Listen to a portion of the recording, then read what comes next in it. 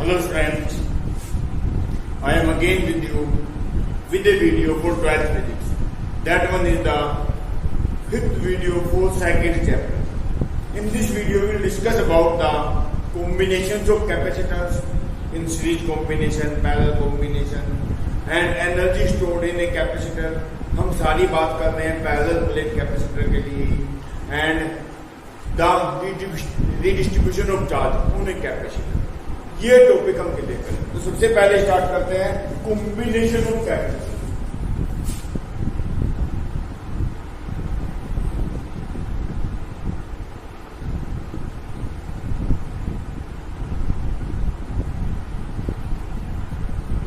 देखो हमारे पास दो कॉम्बिनेशन है. First series combination and second parallel combination. तो सीरीज कॉम्बिनेशन में क्या होता है,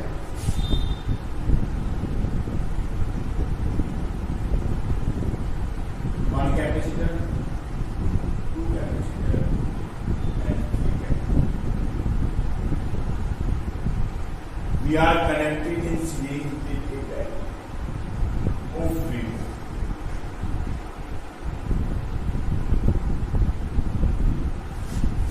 ये बैटरी का पॉजिटिव टर्मिनल, ये नेगेटिव. ये कैपेसिटर C1, ये कैपेसिटर C2, ये कैपेसिटर C3. करंट फ्लो होगा, पता ही है आपको, आई करंट होगा. अब जितना चार्ज इस कैपेसिटर को होगा उतना ही नेगेटिव चार्ज इस प्लेट पर. जितना नेगेटिव इस पे इतना ही पॉजिटिव इस प्लेट पे. जितना पॉजिटिव इस पे इतना ही नेगेटिव इस प्लेट पे. और इतना ही पॉजिटिव इस प्लेट पे और इतना ही नेगेटिव. तो कहने का मतलब है कि हर एक का चार्ज सेम होगा.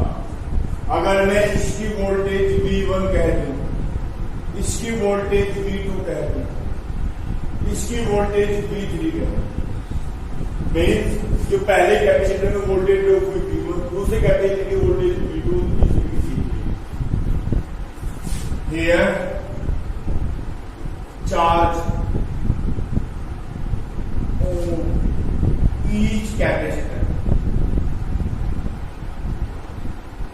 is constant. Means हर एक कैपेसिटर का चार्ज कांस्टेंट होगा. लेट इट इज, देखो जो चार्ज इस कैपेसिटर का होगा वो इस पे, क्योंकि करंट सेम होगा तो चार्ज सेम होगा. Current is equal to charge upon time ही होता है, तो हर एक पे करंट सेम तो charge same. So for first capacitor के लिए क्या होगा आपको पता है, C equal to Q1 upon V.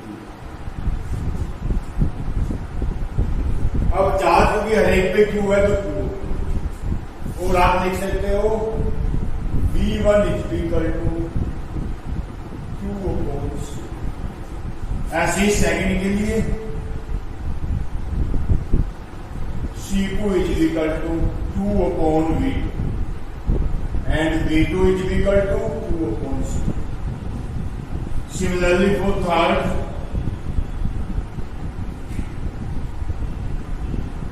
2 upon V3, C3 is equal to, and V3 is equal to 2 upon C. We know V is equal to V1 plus V2 plus V3. देखो तीनों की वोल्टेज जितनी battery की volt है 5.4 volt, 12 volt है. 5 यहाँ पे कम होगी, 3 यहाँ पे कम होगी, 4 यहाँ पे कम होगी. 5 + 3 8 + 4 12. तीनों का सम 12 इक्वल होगा. तो V is equal to V1 2 upon C, V2 2 upon C, V3 2 upon C. We take the common Q, 1 upon C1 plus 1 upon C2 plus 1 upon C2. हमने Q कॉमन ले लिया तो V upon 2 is equal to 1 upon C1 plus 1 upon C2 plus 1 upon C. If CS is the equivalent capacity,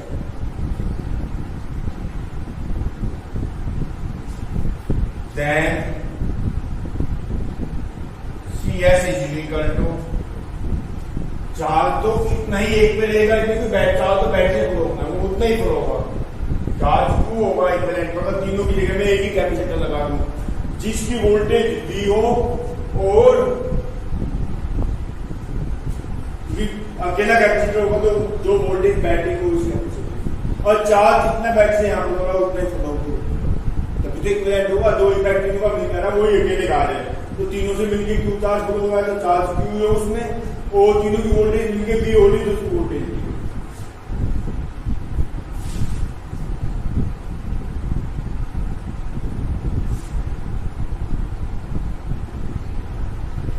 Putting this value in equation, तो 1/CS is equal to 1/C1 plus 1/C2 plus 1/C3।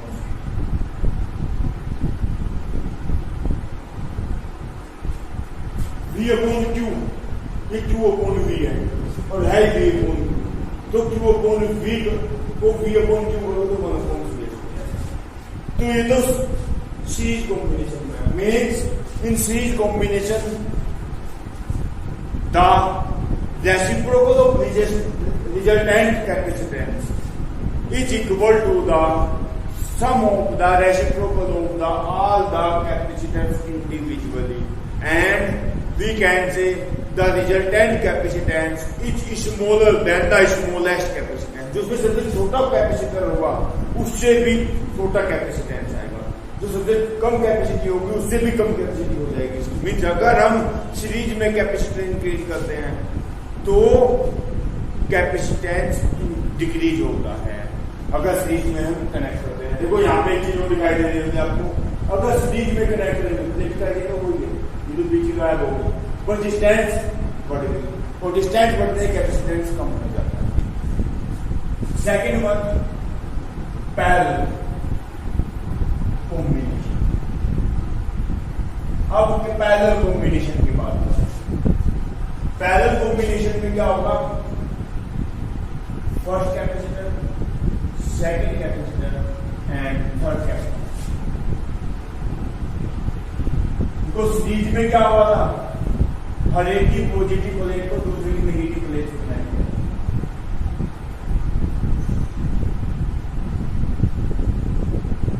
हर एक की positive plate को दूसरे की negative plate से connect किया।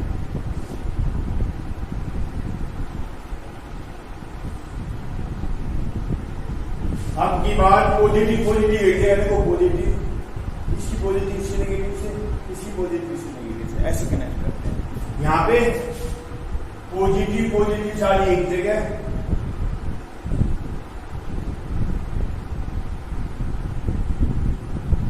और negative negative एक जगह।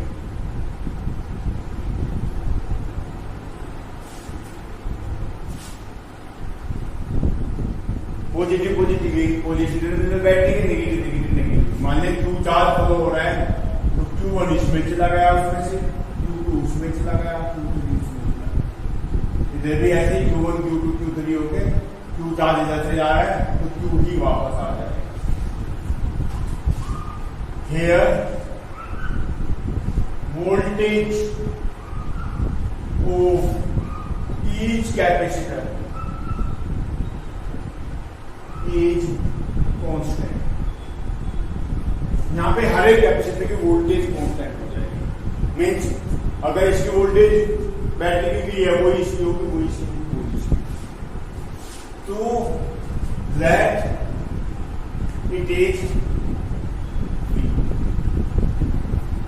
फॉर फर्स्ट कोई चीज C1 इज इक्वल टू क्या आएगा, Q1 और Q1 is equal to C1। For second Q2 is equal to C2 and for third Q3 is equal to C3। ये आ गया।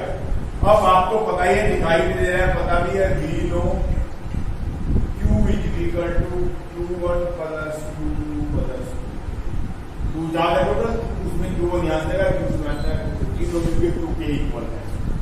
सो Q is equal to C1V plus C2V plus C3,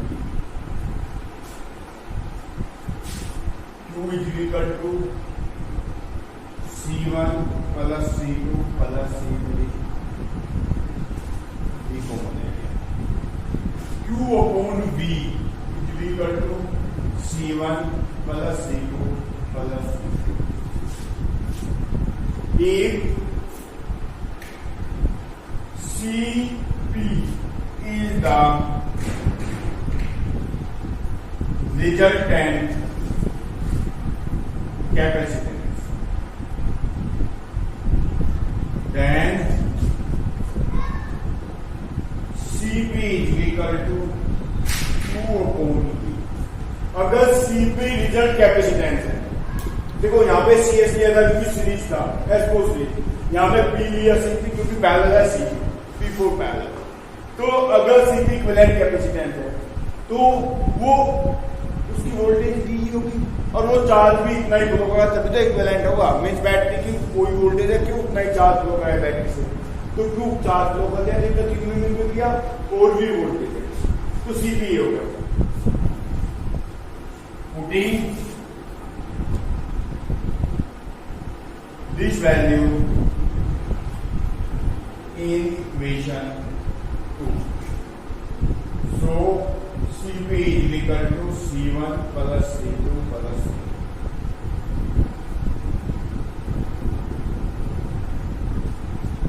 ये हो गया।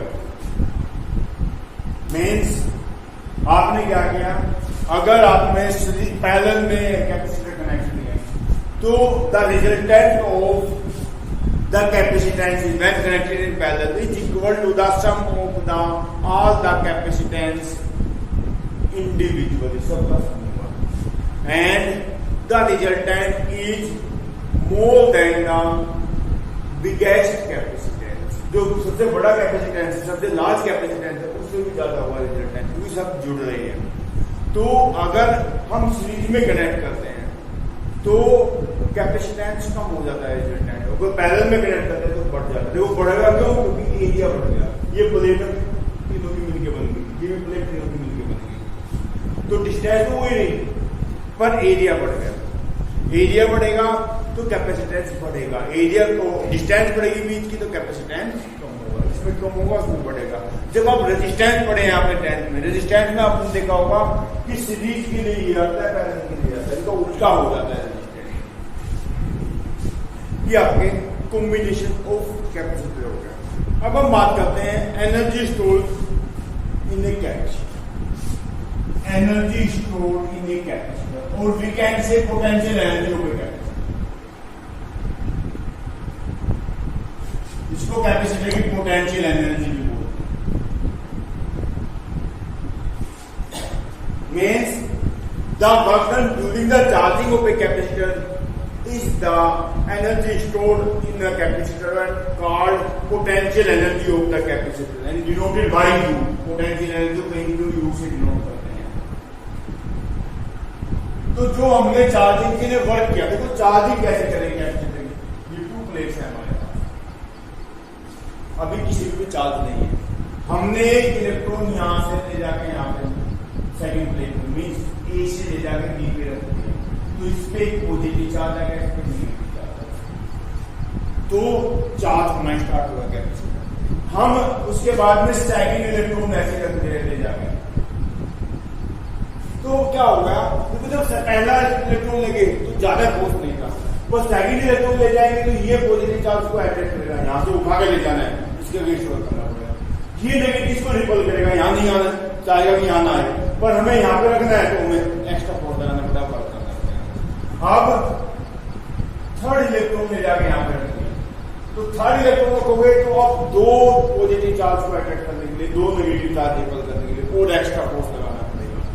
फिर fourth को ले गए तो आप 3 इलेक्ट्रॉन 3 पॉजिटिव चार्ज यहाँ पे, जो उसको अट्रैक्ट करे, 3 नेगेटिव चार्ज यहाँ पे जो रिपल करे, मीन्स और एक्स्ट्रा वर्क फोर्स लगाना पड़ेगा, मीन्स और एक्स्ट्रा वर्क करना पड़ेगा। We force into displacement work होता है, डिस्प्लेसमेंट तो पास है पर फोर्स हर बार बढ़ता जा रहा है। और अब हम नेक्स्ट में गए और ज्यादा वर्क कर रहे हैं, तो ये चार्जिंग ऑफ कैपेसिटी होता जा रहा है। अब हमने मान लिया late Q B and C is the charge, voltage and capacitance of the capacitor.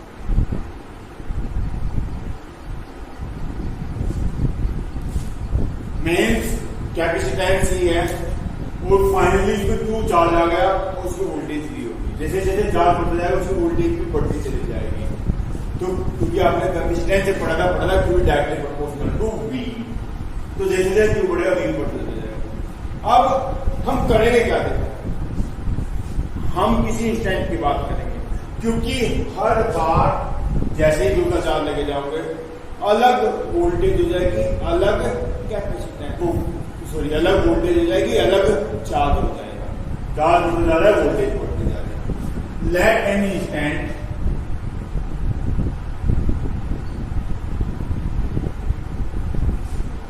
Q dash is the Q dash and V dash is the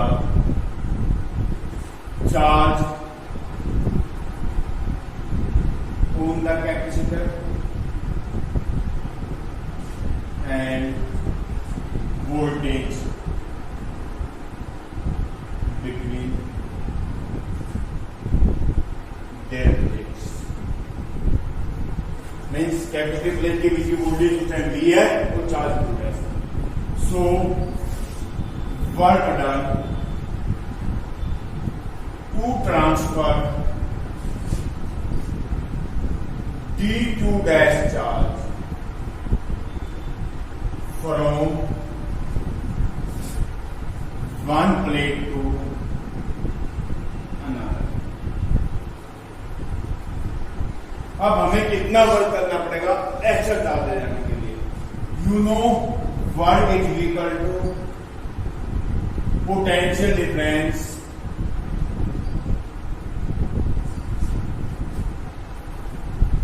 into charge. आपको पता है वर्क क्या होता है? Potential difference into charge. तो dW is equal to potential difference क्या है? V dash. तो चार्ज क्या है? D2 dash. इतना चार्ज लेके देखो यूनिट चार्ज को ले जाने में जो वर्क करना पड़ रहा है वो वोल्टेज है, और अगर कंप्लीटर फाइंड करना है तो चार्ज में मल्टीप्लाई कर दिए वोल्टेज जो कंप्लीट करता है। We know Q is equal to C और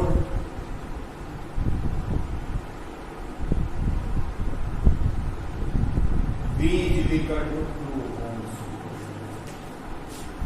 और क्योंकि चार्ज Q डैश है तो वोल्टेज V डैश, तो V dash is equal to 2 dash. देखो कैपेसिटेंस तो कांस्टेंट है, इस पे चार्ज कितना भी हो, वोल्टेज कितनी भी हो, कैपेसिटेंस तो उतना ही रहेगा, इसकी चार्ज होल्डिंग कैपेसिटी नहीं बढ़ेगी। पर किसी टाइम पे जब Q डैश चार्ज है तो वो इक्वल टू है C V डैश, तो V dash is equal to this. Then put in equation 1,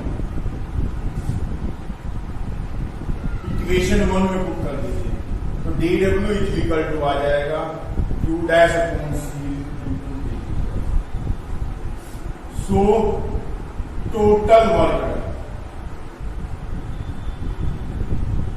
for charging the capacitor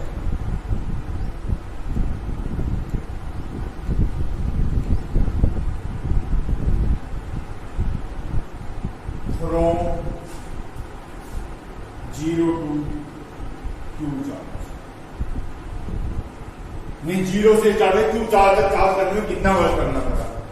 integration of dW 2 dash C D2 dash integration 0 2 dash है तो 2 पे integration है dw का इंटीग्रेशन w 1 by c बाहर आ गया, q dash dq dash 0 to c 1 by c बाहर आ गया, q dash की power 1 plus 1 upon 1 plus 1 limit 0 to 2 1 upon c q dash square upon 2 limit 0 to 2।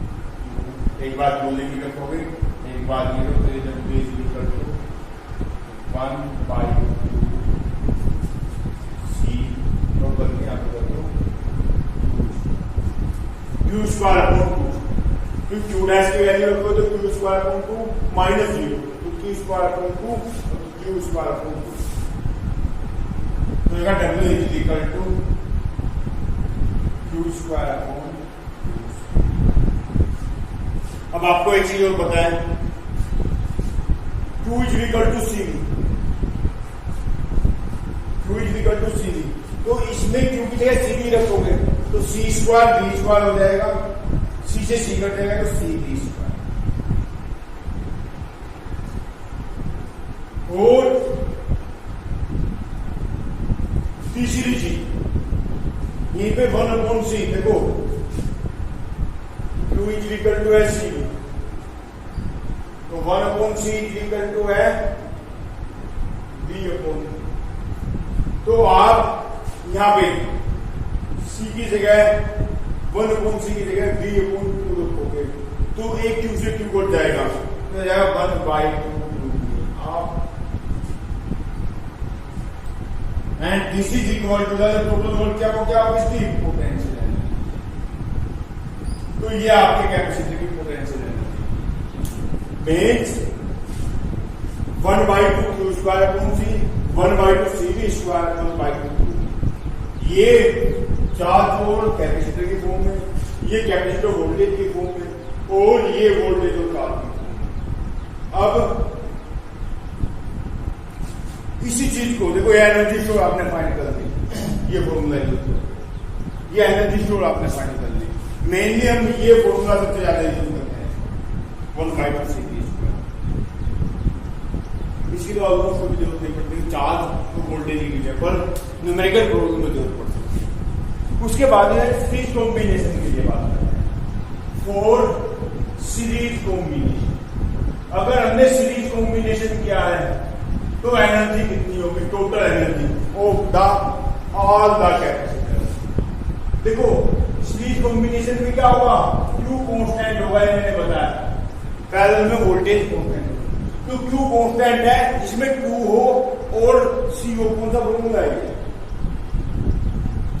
C, तो इसका चाहिए कि कैपेसिटर हमें 1 अपॉन c की जगह 1 अपॉन c1 plus 1 upon c2 plus 1 upon c3 लिखना पड़ेगा, तो U इज इक्वल टू क्या हो जाएगा 1 by 2 q square upon c, means 1 by 2 या q square by 2 1 upon c, means q square by 2, और c में 1 अपॉन c क्या होता है 1 अपॉन c1 plus 1 upon c2 plus 1 upon c3 and so on. तो ये होगा u is equal to q square upon 2c1 plus q square upon 2c2 plus q square upon 2c3 and so on, and u is equal to पहले की energy देखो q square upon 2c energy, तो ये चार तो rate same होता है, तो q स्क्वायर अपॉन उसका कैपेसिटेंस c1 है, तो पहले की एनर्जी प्लस दूसरे की एनर्जी प्लस तीसरे की एनर्जी, मीन्स अगर आप कैपेसिटर को सीरीज में रखते हैं तो जो टोटल एनर्जी होगी वो हर एक की एनर्जी स्टोर का सम। दूसरा आपका पैरेलल कॉम्बिनेशन, पैरेलल कॉम्बिनेशन में क्या है V कांस्टेंट है, तो यहां पे हम वो फॉर्मूला यूज करेंगे जिसमें V हो और C हो, तो C तो में चाहिए कैपेसिटर की बात कर रहे हैं, और V कांस्टेंट है V वाले कर लेंगे, तो हम ये वाले कर लेंगे U is equal to 1 by 2 CB,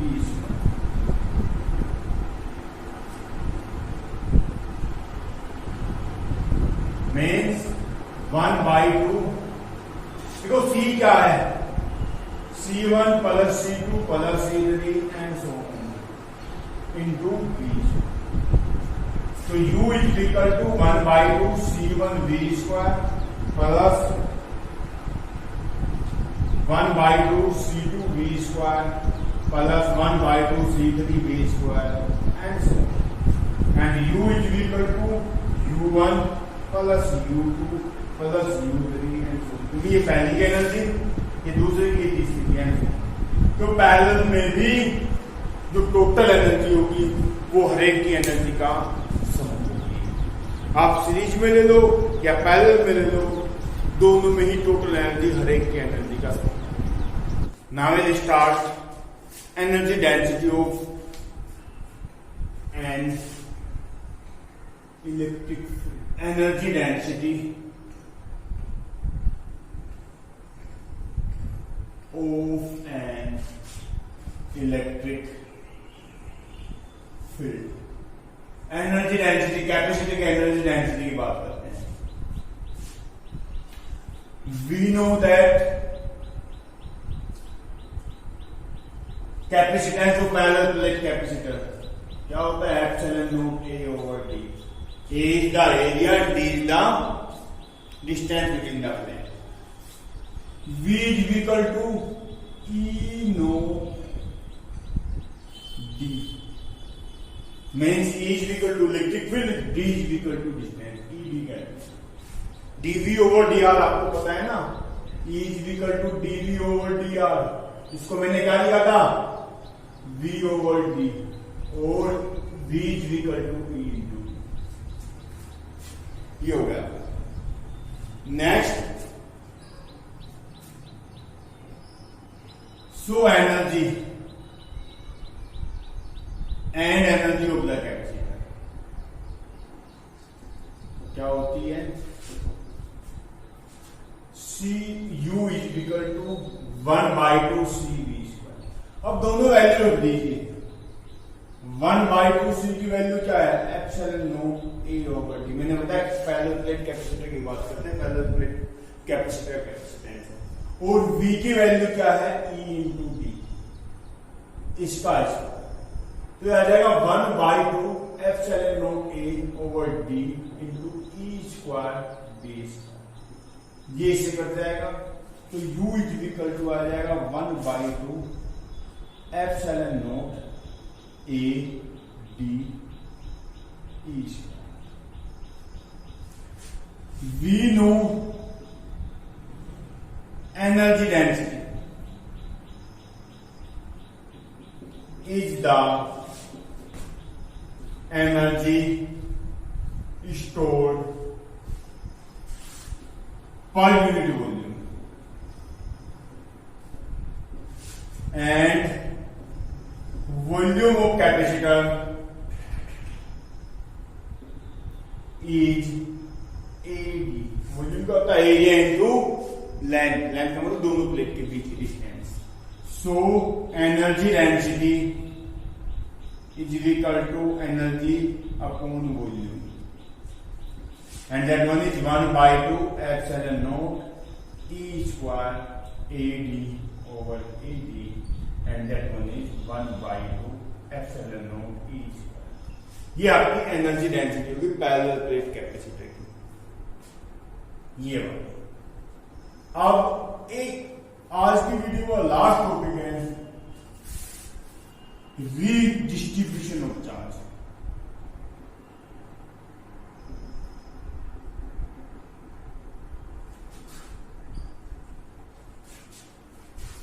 और loss of energy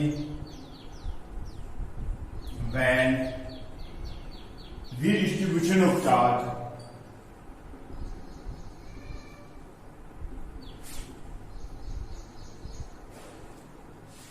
means sharing of charge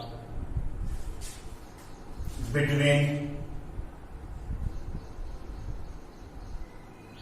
two capacitors।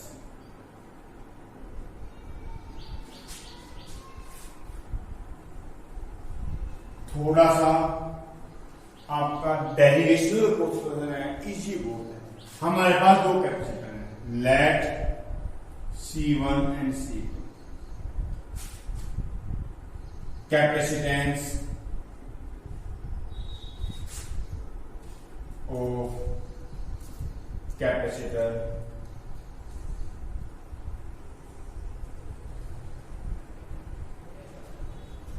each capacitor, दोनों capacitor Q1 and Q2 charge on capacitor C1 and C2 before selling. Means हमारे पास दो कैपेसिटर है, एक capacitor ये है, एक capacitor ये C1, ये C2। इस पे चार्ज Q1, इस पे चार्ज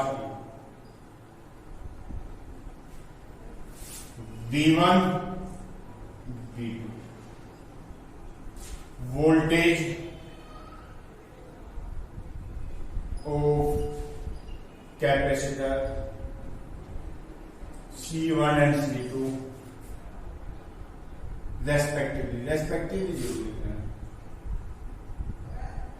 before सेलिंग।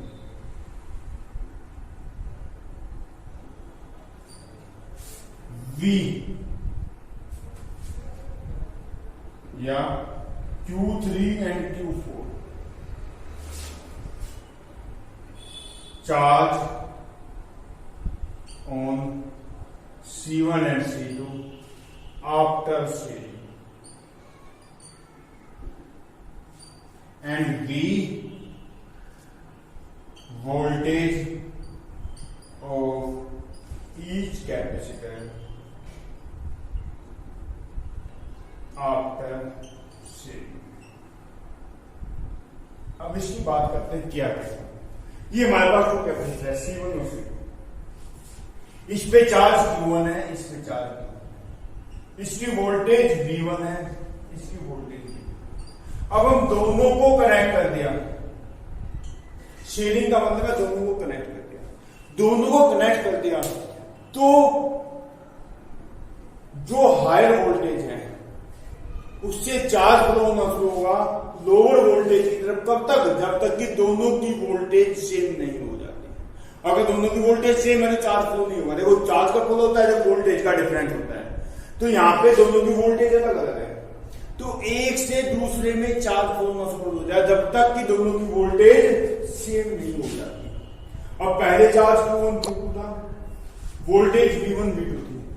शेयरिंग के बाद में चार्ज फ्लो होता है तब तक जब तक कि दोनों की वोल्टेज V नहीं होगी। दोनों की वोल्टेज V होगी। अब इस पे चार्ज Q3 हो गया, इस पे चार्ज Q4 हो गया। अब इसको आगे करते हैं। V know Q1 plus Q2 is equal to Q3 plus Q4। Law of conservation of charge, charge before sharing is equal to charge after sharing. Sharing से पहले का चार्ज सेलिंग के बाद के चार्ज के इक्वल होगा। और आपको पता है Q is equal to CV, तो Q1 is equal to C1 V1 का C1 V1 plus C2 V2, Q3 C1 V Q4 C2 V, because Q is equal to CV। देखो पहले कैपेसिटेंस का चार्ज कितना है C1 V, Q is equal to CV, Q1 is equal to C1 V1, C1 V, दूसरे का C2 V। Selling के बाद में वोल्टेज अब इसकी भी है, इसकी भी है। कैपेसिटेंस तो C1 C2 ही रहेगा पर वोल्टेज भी होगी, तो इसका चार्ज कितना होगा Q3 कितना होगा C1 V, क्योंकि इसकी वोल्टेज भी होगी C1 V। तो यहां से आप C1 V1 plus C2 V2 is equal to C1 plus C2 into V। और आप V की वैल्यू फाइंड करोगे तो V is equal to C1 V1 plus C2 V2 upon C1 plus C2। ये आपके पास V की वैल्यू आ गई। V is equal to C1 V1 plus C2 V2 और C1 प्लस C2 नीचे आ गया। इक्वेशन 1 बना दी, वोल्टेज की वैल्यू फाइंड कर ली, common voltage. Next we know initial energy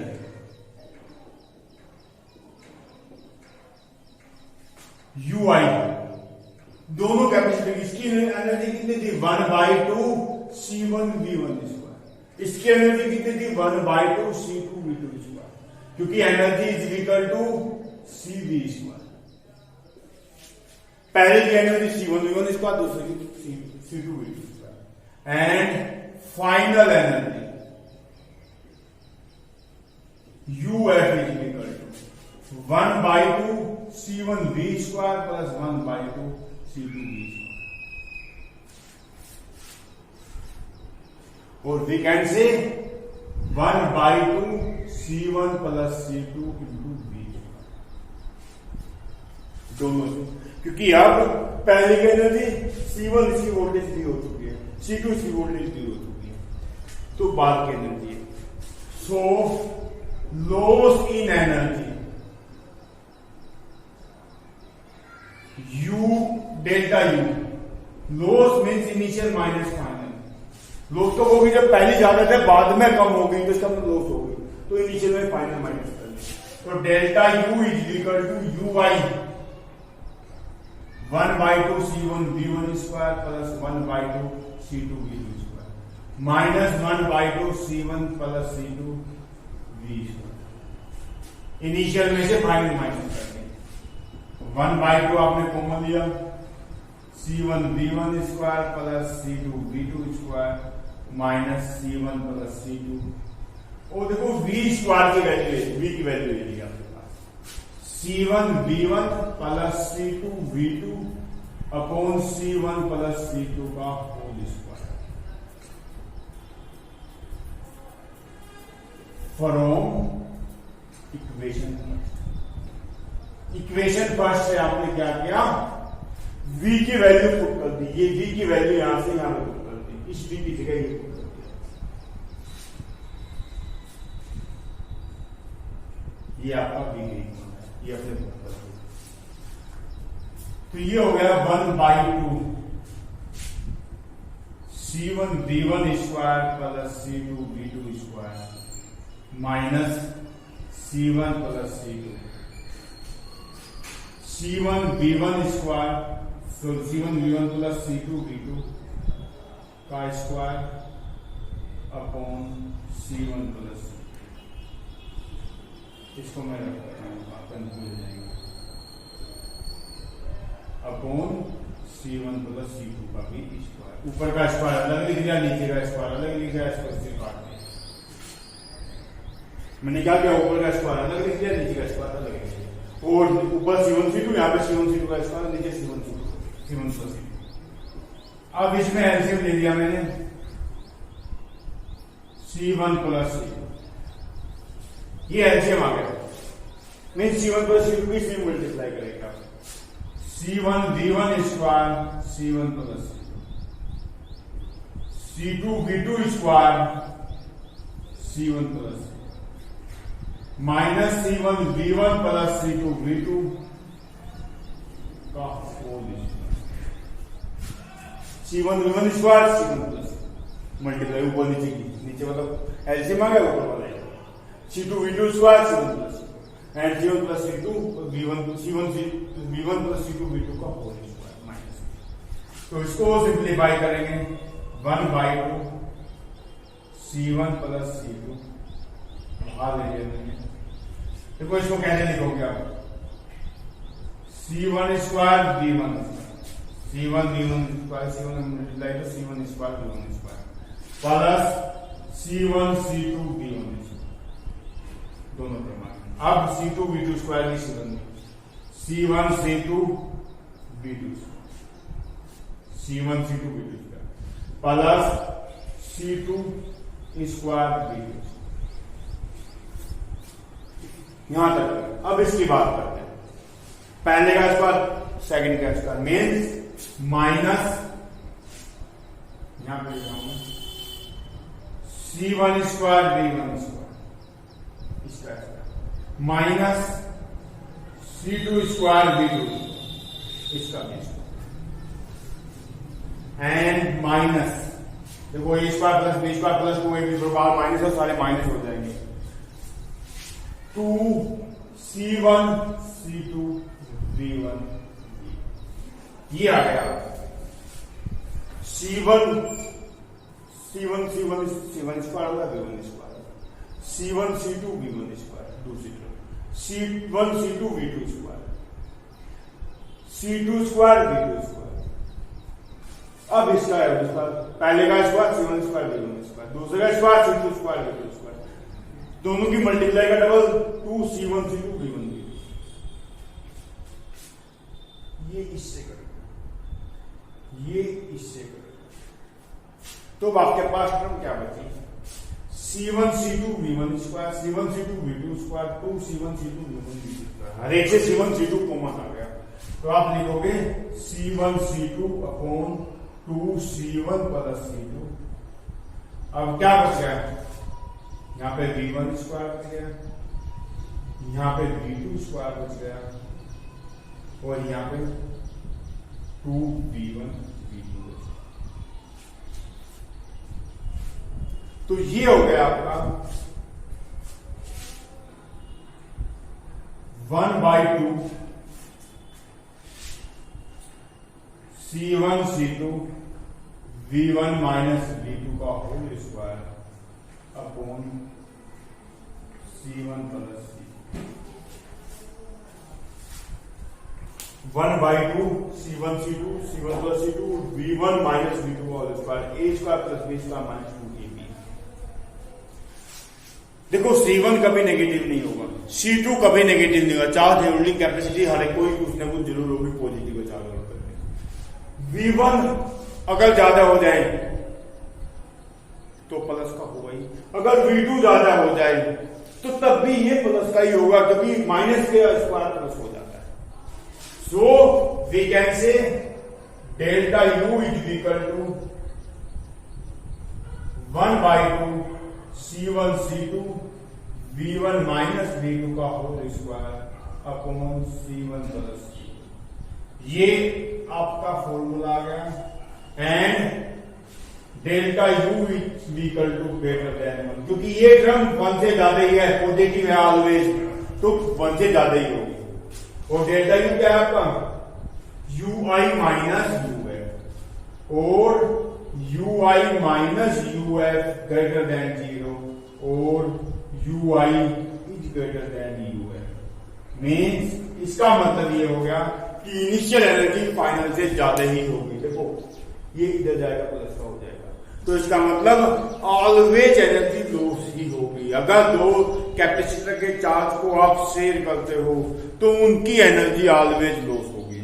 ये चीज कहनी चाह रही है कि एनर्जी ऑलवेज लॉस होगी। कई बार क्वेश्चन आया हुआ है, so that when we connect capacitor और when we distribute the charge of the, when we distribute मतलब दोबारा डिस्ट्रीब्यूट करना चार्ज को, the charge of two capacitor, then there energy is always loss. तो आपको ये करके सोल्व करके दिखाना पड़ेगा। ये क्वेश्चन भी मान सकते हो, ये न्यूमेरिकल भी मान सकते हो, उसको एक डेरिवेशन भी मान सकते हो। ये आपका आज के लिए कंप्लीट हो गया। नेक्स्ट एक वीडियो और बची है इस चैप्टर की, उसके बाद में आपका चैप्टर